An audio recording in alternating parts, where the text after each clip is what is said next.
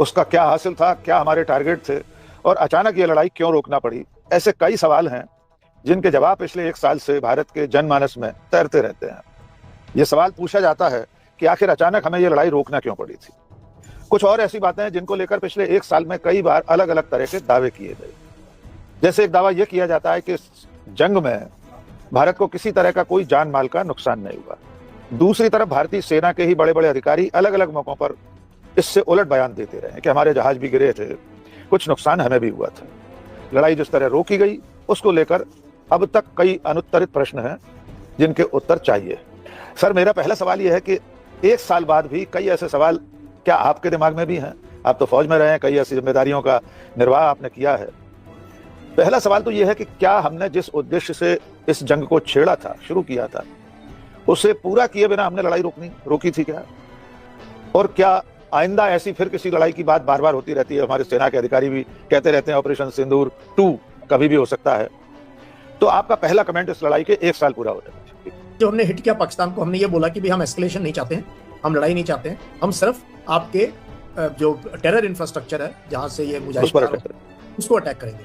तो यहाँ तक ठीक था, लेकिन हमें पता है पाकिस्तान एक जिस प्रकार का देश है, उनकी क्या पोजीशन है, वो कभी भी इस चीज को एक चुपके से नहीं एक्सेप्ट करेंगे, वो दे विल हिट बैक। और वही हुआ फिर जो है उन्होंने भी जो है बदले की भावना से हमारे कई मिलिट्री ठिकानों पर ड्रोन से और बाकी जगह से अटैक करने का शुरू किया।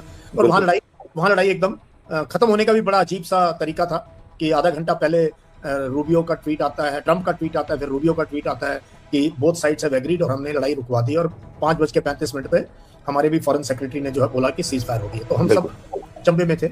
अजीब चीज ये है कि ये कहा गया कि ऑपरेशन सिंदूर पॉज में है, तो 1 ही कर रहा है, 2 नहीं है। ऑपरेशन सिंदूर अभी भी फौजी सरकार गवर्नमेंट की तरफ से it is still going on, operation खत्म नहीं हुआ है। बिल्कुल इतना बड़ा ऑपरेशन जो कि तब खत्म हो गया था, लेकिन अभी भी तो ये है, अभी थोड़ी सी है कुछ डाउटफुल एरियाज।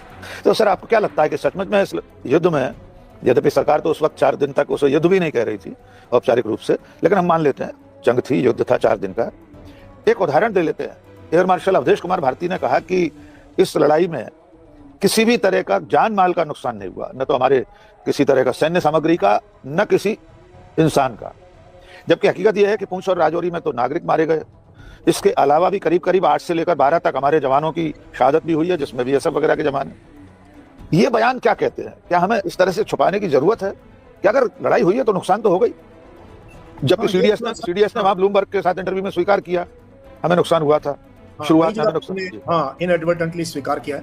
और जब एक छुपाना चाहते हैं तो उसके बाद क्या उस पर क्वेश्चन मार्क लग जाता है। बिल्कुल। और अब कारगिल की लड़ाई देखो, और हमने एक कैजुअलिटी, एक कोई भी इंसान ऐसा नहीं रहा जहां हमने कारगिल में उसका नाम, उसका पता, उसकी यूनिट और उसको जो है एक बहुत मान सम्मान के साथ देश के हर कोने में पहुंचाया।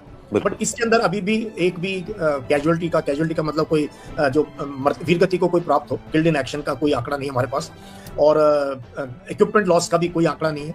तो काफी चीजें ग्रे जोन में है। और तो सर, कहीं ना क्यों छुपाना क्यों चाहते हैं? एनएसए अजीत डोभाल कह रहे थे वहां आईआईटी मद्रास में कि हमारा कांच भी नहीं टूटा, उन्होंने कहा एक ग्लास भी नहीं टूटा। जबकि अगर देखा जाए तो सिविल इंफ्रास्ट्रक्चर का नुकसान हुआ है, हमारे जहाज गिरे हैं। इस बात में डोनाल्ड ट्रंप तक बार बार कह चुके हैं।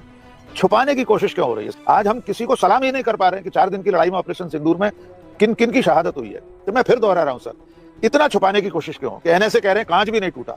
हमारे जवान, हमारे नागरिक क्या कांच से भी कम कीमती है? कैजुअलिटीज एक भी कैजुअलिटी नहीं है। ये थोड़ा सा अचंभे की बात है। फिर बीच में कहीं एक बार एयर चीफ किसी के घर में गए और उनको सम्मान करने गए कि ये फिर लोगों ने सवाल पूछे कि फिर इनकी अगर मतलब लड़ाई के अंदर ये शहीद हुए तो फिर कहां पर और कैसे?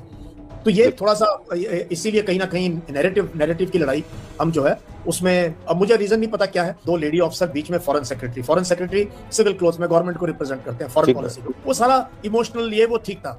बट उनको कोई लड़ाई का आइडिया नहीं था, वो कोई लड़ाई का हिस्सा नहीं थी, ना वो ऑपरेशंस ब्रांच की थी। वो पढ़ी हुई स्क्रिप्ट को पढ़ना एक दिन ठीक था, उसके बाद we should have brought experts.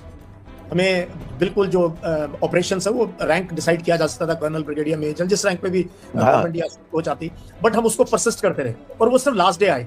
बहुत सी चीजें इसमें एयरक्राफ्ट का ट्रंप ने जिक्र किया है, सीडीएस नहीं माना है, और वो 1-2 जगह और इस तरीके से इनएडवर्टेंटली लोगों ने वो है। तो ये एक ग्रे जोन में है। बट इंटरनेशनल मीडिया में, इंटरनेशनली जो